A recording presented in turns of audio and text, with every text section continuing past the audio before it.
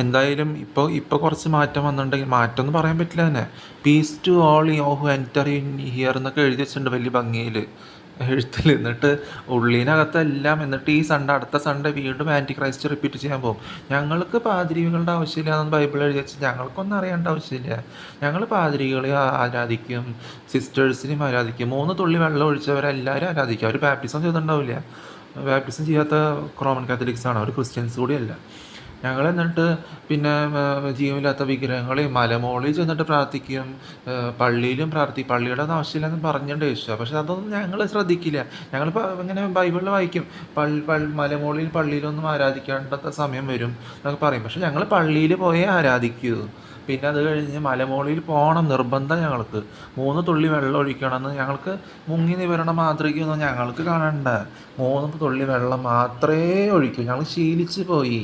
അന്നേ തൊട്ട് 550 AD തൊട്ട് ആൻറ്റി ക്രൈസ്റ്റ് തുടങ്ങിയ സമയം തൊട്ട് ആൻറ്റി ക്രൈസ്റ്റ് ഹിന്ദുസ് ബൈബിളൊന്നും വായിക്കാണ്ടുള്ള, ബൈബിൾ വായിക്കേ ഇല്ല. ഞങ്ങൾ ബൈബിൾ തൊടേയില്ല. ക്രിസ്ത്യാനിറ്റി ആയിട്ട് ഞങ്ങൾക്കൊരു ബന്ധമില്ല. പക്ഷെ ഞങ്ങൾ റോമൻ കാത്തലിക്സാണ്. എന്നിട്ട് ഞങ്ങൾ കുറേ വിഡ്ഢി പ്ലാനുകൾ, തോറ്റ പ്ലാനുകൾ കൊണ്ട് എത്തും. അവരെന്നെ എന്താ പറയുക, പെണ്ണാണോ ഒന്നും വേണമാണോ ചോദിക്കുന്നുണ്ട്. എനിക്ക് ക്യാമറയുടെ ആവശ്യമൊന്നുമില്ല. വിഡ്ഢി ക്യാമറയുടെ മുന്നിൽ പ്രൂഫ് വയ്ക്കുന്നതാണ്, അത് തെറ്റാണെന്നറിയാം. എന്നിട്ട് വിഡ്ഢി ക്യാമറയുടെ മുന്നിൽ പ്രൂഫാക്കി വെച്ചിട്ട് peace to all in earth, peace to all who enter in here എന്നൊക്കെ എഴുതിയിട്ട് ഫുള്ളും വിഗ്രഹങ്ങളാണ്. മൊത്തം വീട്ടിനുള്ളിൽ ജീവനില്ലാത്ത വിഗ്രഹങ്ങളെ, മരിച്ചവരെ ഞങ്ങളെ ആരാധിക്കും. മരിച്ചവർക്ക് വേണ്ടി ഞങ്ങൾ പ്രാർത്ഥിക്കുക തന്നെ ചെയ്യും. ജീവിച്ചിരിക്കുമ്പോൾ ഞങ്ങൾ ആർക്കും വേണ്ടി പ്രാർത്ഥിക്കില്ല. മരിച്ചു കഴിഞ്ഞിട്ട് ഞങ്ങൾ പ്രാർത്ഥിക്കും. ജപമാലയും ജൽപ്പനയും ഇങ്ങനെയൊക്കെയാണ് വിഡ്ഢികൾ. ജൽപ്പനയും ജപമാലയും ജീവനില്ലാത്ത വിഗ്രഹങ്ങൾക്ക് ഇപ്പോൾ ചെയ്യുന്ന അരോചകമാണ്. ജീവിച്ചിരിക്കുമ്പോൾ തമ്മിൽ പ്രാർത്ഥിക്കേണ്ടതും സദ്വചനങ്ങൾ, സ്ട്രോങ് വചനങ്ങൾ പറഞ്ഞ്, ഇതൊരു പ്രാർത്ഥനയാണ്. സദ്വചനങ്ങൾ പറഞ്ഞ് എന്താ പറയുക ചെയ്യേണ്ടതിന്, സദ്വചനങ്ങൾ പറഞ്ഞ് പുഷ്ടിപ്പെടുത്തേണ്ടത്, പോഷിപ്പിക്കേണ്ടത്. അതാണ് പ്രാർത്ഥന എന്ന് പറഞ്ഞാൽ. അവിടെ ജലപ്പനയും ജപമാലയും ഒക്കെ അരോചകമാണ്. ജീവനില്ലാത്ത വിഗ്രഹങ്ങളും നശ്വരമായ സ്ത്രീയും നശ്വരമായ ഹ്യൂമൻസിനെയും നശ്വരമായ മൃഗങ്ങളെയൊക്കെ ആരാധിക്കണതിന് അത് തെറ്റാണ്. അതിന് ജീവനുള്ള ദൈവമായിട്ടൊരു ബന്ധം, അത് സൃഷ്ടിയാണ്. സൃഷ്ടി പ്രസവിച്ചു, നട്ടു വളർത്തി, പ്രസവിച്ച് വളർത്തി എന്ന് പറയാം. സൃഷ്ടിച്ച് വളർത്തി എന്ന് പറയാം ആരെങ്കിലും ഇല്ല. അപ്പോൾ ഈ 3 തുള്ളി വെള്ളം ഒഴിക്കും, മുങ്ങി നിവരണം, ഇമ്മേഴ്സ് ബാപ്റ്റിസം ഞങ്ങൾക്കൊന്നും അറിയാം. യേശുവയുടെ മാതൃക ഞങ്ങൾക്കൊന്നും ഇല്ല. ഞങ്ങൾ 3 തുള്ളി വെള്ളം ഒഴിച്ച് ശീലിച്ചവരാണ്. തലയിൽ കൂടെ അറിവില്ലാത്ത പ്രായത്തിൽ 5 മാസം 9 മാസം ഉള്ളപ്പോൾ ഞങ്ങൾ 3 തുള്ളി വെള്ളം ഒഴിക്കും. അത് പിള്ളേർക്കാൻ അറിയുണ്ടാവില്ല 3 തുള്ളി വെള്ളം ഒഴിച്ചോ ഇല്ലയെന്നൊന്നും. അപ്പോൾ എന്നിട്ട് പാതിരികളുടെ ആവശ്യമില്ലാന്ന് എഴുതിയിട്ടുണ്ട്.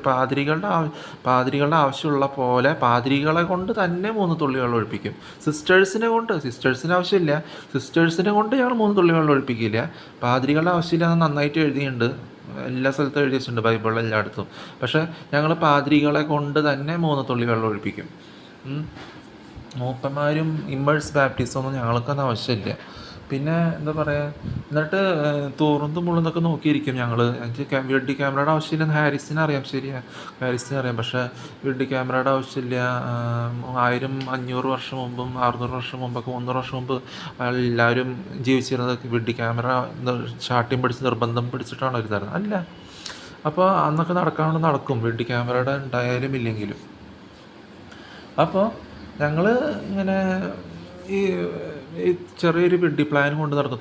തോൽക്കാൻ വരുമ്പോഴ തോറ്റ വേർഡ്സും പറഞ്ഞിങ്ങനെ പാതിരികൾ പാതിരികൾ വിഡ്ഢിത്താണ് പറയുള്ളൂ. ആ വിഡ്ഢിത്തം ഞങ്ങൾ ചെവിയിൽ കേട്ടിട്ട് ശരിക്കും കണ്ട വായിച്ച മനസ്സിലാക്കാത്തവർ ഈ അവസ്ഥയിൽ എങ്ങനെ പോവുക? കണ്ട വായിച്ച മനസ്സിലാക്കില്ല, എന്നിട്ട് കേട്ടെങ്ങനെ അറിയാനാ? അപ്പോൾ ഈ വിഡ്ഢികൾ പറയണത് പാതിരികളുടെ ആവശ്യമില്ലെന്ന് എഴുതിയില്ല. അത് ബൈബിളിൽ ഞാൻ തുറന്ന് കാഴ്ച തന്നാൽ മനസ്സിലായിട്ടുണ്ട്. എന്നിട്ട് മനസ്സിലാക്കാത്ത പോലെ ഇരിക്കുക. പാതിരി വേഷം കെട്ടണവർ വെഡിത്ത ഊതുമ്പോൾ അത് ഞങ്ങൾ കേട്ടിട്ട് ഈ തോറ്റ പ്ലാൻ കൊണ്ടുവരും, തോറ്റ വീട്. എന്നിട്ട് തോൽക്കാൻ വരുമ്പോട്ടിട്ട് ഇങ്ങനെ ഇരിക്കും, അത് ശരിയായില്ല എന്ന് പറഞ്ഞിട്ട്. എന്നിട്ട് വീണ്ടും ഞങ്ങൾ കുറച്ച് സമാധാനത്തിന് വേണ്ടി ഇങ്ങനെ പറയും. പക്ഷെ ഞങ്ങൾ വീട്ടിൻ്റെ ഉള്ളിൽ ആൻറ്റി ക്രൈസ്റ്റാണ്. പള്ളിയിൽ പോയാലും ഈ ആൻറ്റി ക്രൈസ്റ്റ്, ബൈബിളിൽ ഇല്ലാത്തത് ആരാധിക്കണം. ശോഷിച്ചൊക്കെ ഹിന്ദുസിനൊന്നും മനസ്സിലാവില്ല. ശോഷിച്ചൊക്കെ ഹിന്ദുസിലായിരിക്കും. റോമൻ കാത്തലിക്സ് ഏറ്റവും വലിയ ക്രിസ്ത്യൻസാണെന്ന് വിചാരിച്ചിരിക്കുക. ആൻറ്റി ക്രൈസ്റ്റാന്ന് ഇതുവരെ മനസ്സിലായിട്ടില്ലേ. ശോഷിച്ച ഹിന്ദുസിനെ, ശോഷിച്ച മുസ്ലിംസൊക്കെ ഇപ്പം കുമ്മുട്ടിയും കൂമക്കോയൊക്കെ പാതിരി വേഷം കെട്ടി കുരുട്ടും ആദ്യം വെച്ച് ജീവനില്ലാത്ത വിഗ്രഹങ്ങളെയും സ്വാമി വേഷം കെട്ടി മുകളിൽ കയറ്റി വെച്ചിട്ട് ഇരിക്കുകയാണ് പാതിരി വേഷം കെട്ടിയിട്ട്. അപ്പോൾ അതൊന്നും ഞങ്ങൾക്കൊന്നും അറിയേണ്ട ആവശ്യമില്ല. ഞങ്ങൾ വിചാരിക്കണ ഏറ്റവും വലിയ ക്രിസ്ത്യൻസാണ് റോമൻ കാത്തലിക്സ് എന്ന് വിചാരിച്ച് വെച്ചാണെന്ന്. ഗണേഷ് ചതുർത്ഥി ആഘോഷിക്കാൻ വരണ ഇതല്ലേ. എന്നിട്ട് എന്താണ് ആൻറ്റി ക്രൈസ്റ്റ് ഹിന്ദുസും മുസ്ലിംസും വിചാരിച്ചിരിക്കുന്നത് റോമൻ കാത്തലിക്സ് ആണ് ക്രിസ്ത്യൻസ് എന്ന് വിചാരിച്ചിരിക്കണേ. ആൻറ്റി ക്രൈസ്റ്റ് ആണ് അതുവരെ വന്നിരിക്കണത്. 666 മാഞ്ഞ് പോയി. 2000 കഴിച്ച് കഴിഞ്ഞിട്ട് 888 നിലനിൽക്കുന്നുണ്ട്. ആ 12 വയസ്സ് തൊട്ട് അതൊന്നും മനസ്സിലാക്കാനുള്ള കഴിവില്ല. കഴിവുണ്ടെങ്കിലും ഞങ്ങൾ കഴിവില്ലാത്ത പോലെ ജീവനില്ലാത്തവരെ ആരാധിച്ച് നടക്കുള്ളൂ. ജീവനില്ലാത്തത് ജീവനുള്ളതിനെ സൃഷ്ടിക്കുമോ? മൃഗങ്ങളാണോ മനുഷ്യരെ സൃഷ്ടിച്ചിരിക്കുന്നത്? നിങ്ങൾക്ക് നാണാവില്ല ഇതിനൊക്കെ ആരാധിക്കാനായിട്ട്?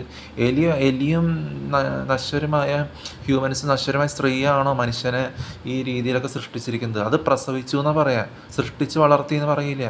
സൃഷ്ടിക്കുന്ന ഒരു വേറൊരു പ്രത്യേക, അത് ക്യാമറയുടെ മുന്നിൽ പ്രൂഫാക്കി വെച്ചിട്ടില്ല. അതൊരു വേറെ തലത്തിൽ നിൽക്കണേ. അത് ജീവനുള്ള ദൈവത്തിന് വേണ്ടി മാത്രമുള്ളതാണ്. ജീവനുള്ള ദൈവം എന്തിനാണ്?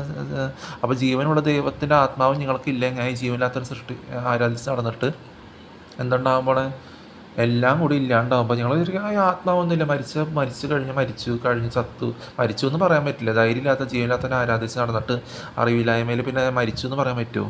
ചത്തു എന്ന് പറയാൻ വേണം.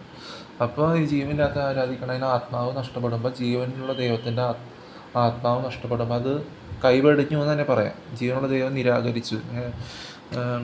അപ്പോൾ ഒരു മനുഷ്യജീവിതമായിട്ട് വീണ്ടും ഒരു ജനനം, ആത്മാവിനൊരു പുതു ജനനം എന്നൊക്കെ പറയുന്നത് വ്യത്യാസമുണ്ട്.